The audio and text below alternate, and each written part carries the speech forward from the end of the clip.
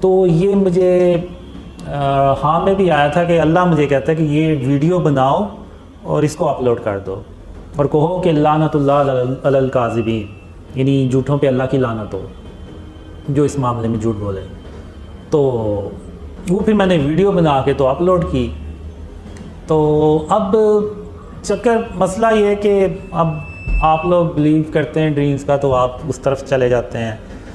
تو لیکن اتنا کنفرم ہے کہ آپ لوگ کبھی میرے منہ سے کبھی کوئی بری بات نہیں سنیں گے، ایون بری بات بھی نہیں سنیں گے، دعویٰ تو بہت دور کی بات۔ اس کی وجہ یہ ہے کہ اب آپ دیکھیں کہ جب میں نے ڈریم شیئر کرنا شروع کیے تو اس وقت اللہ کے سوا میرا کوئی بھی نہیں تھا، یعنی میں نے اللہ کے بھروسے پہ یہ ڈریم شیئر کرنا شروع کیا۔ میں نے اللہ سے کہا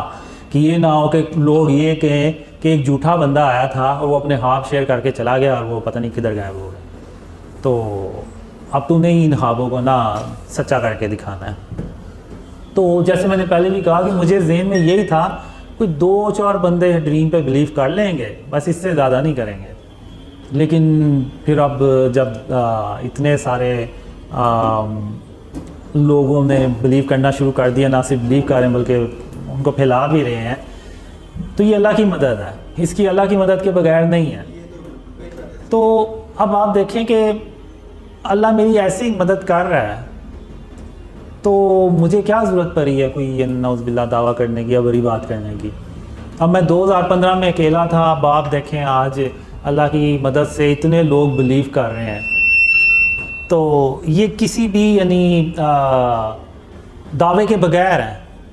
کوئی ایون میں نے آپ ویڈیو دیکھ لیں کوئی بڑی بات بھی نہیں میں نے کی، تو اللہ جب میری ایسے مدد کر رہا ہے تو آپ کہہ لیں کہ مجھے کیا ضرورت پڑی ہے پاؤں پہ کلارا مارنے کی۔ تو اب اس کا ایک دوسرا ریزن ایک ڈریم میں مجھ سے یہ پوچھتا ہے، یعنی وہ میرے طاق میں ہوتا ہے، کہتا ہے کہ سب کے سامنے تو یہ کہتا ہے لیکن یہ اکیلے میں کیا کہتا ہے، تو وہ نا میرے پیچھے آ رہا ہوتا ہے، اور میں ایک بلڈنگ ہوتی ہے اس کی دوسری منزل پہ ہوتا ہوں، مجھے پتہ چل جاتا ہے کہ یہ میرے پیچھے آ رہا ہے اور اس نیت سے آ رہا ہے، تو میں ادھر وہ دیوار کے پیچھے چھپ جاتا ہوں، تو جب وہ ادھر سے ایسے گزر رہا ہے تو میں اچانک باہر نکل کے اس کو نہ ڈراتا ہوں، تو وہ ڈر جاتا ہے اور پھر آگے سے وہ شرمندہ بھی ہوتا ہے کہ مجھے پتا تھا کہ یہ میرے پیچھے آ رہا ہے۔ تو میں نے اس کو پھر کہتا ہوں مجھے پتا تم کیوں آ رہے میرے پیچھے، تو وہ کہتا ہے کہ ہاں اور تم ایک دن دعویٰ کرو گے، تو میں نے کہا نہیں ایسا ہو ہی نہیں سکتا کہ میں کوئی دعویٰ کروں۔ تو اس کو نا میں 2 مثالیں دیتا ہوں، تو میں اس کو کہتا ہوں کہ دیکھو جب میں تمہیں نا 2 مثالیں دوں گا اس کی۔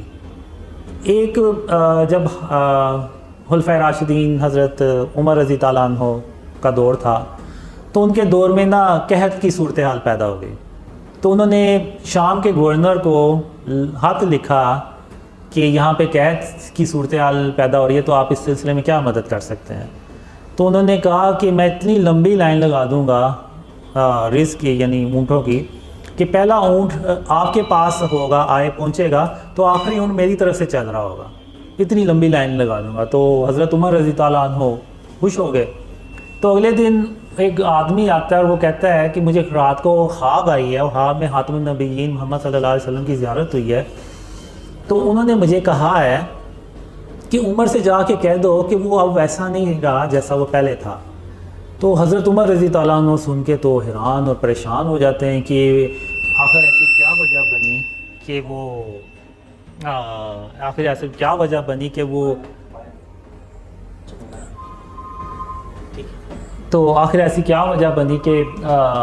خاتم النبیین محمد صلی اللہ علیہ وسلم کسی اور کے ہاتھ میں گئے ہیں۔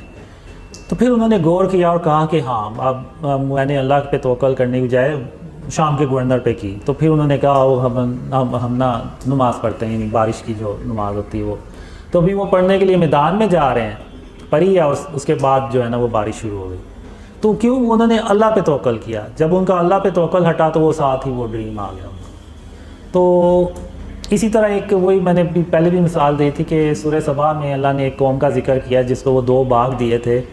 کوئی برائی نہیں تھی ان میں، ہر طرح کے یعنی وہ نیکوکار لوگ تھے، تو انہوں نے بس یہ کہنا شروع کر دیا کہ یہ پھل جو ہے نا یہ ہماری محنت کی وجہ سے آ رہا ہے نہ کہ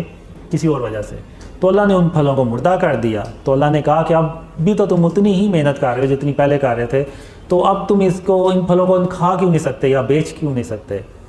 تو کیونکہ انہوں نے اللہ سے توکل ہٹا کے تو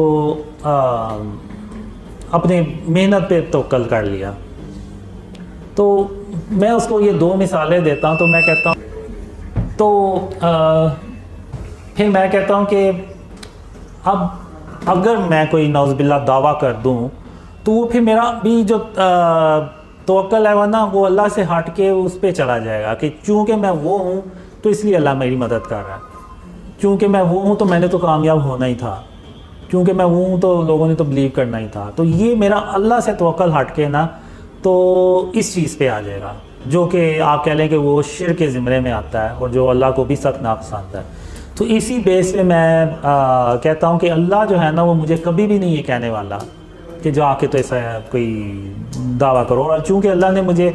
اپنی رحمت سے یہ چیزیں بتائی ہیں تو وہی چیز جو ہے نا وہ آپ دیکھیں گے کہ میں کبھی کوئی دعویٰ نہیں کرتا اور نہ میں انشاءاللہ کبھی کروں گا, اور ایون کوئی بڑی بات بھی نہیں سنیں گے میرے ذہن سے, کیوں میرے منہ سے. کیوں؟ اس لیے کہ جو توکل میرا اللہ پہ ہے نا وہ پھر ہٹ جائے گا توکل, اور وہ کام میں کرنے نہیں والا. تو یہ ریزن ہے بس اس کا.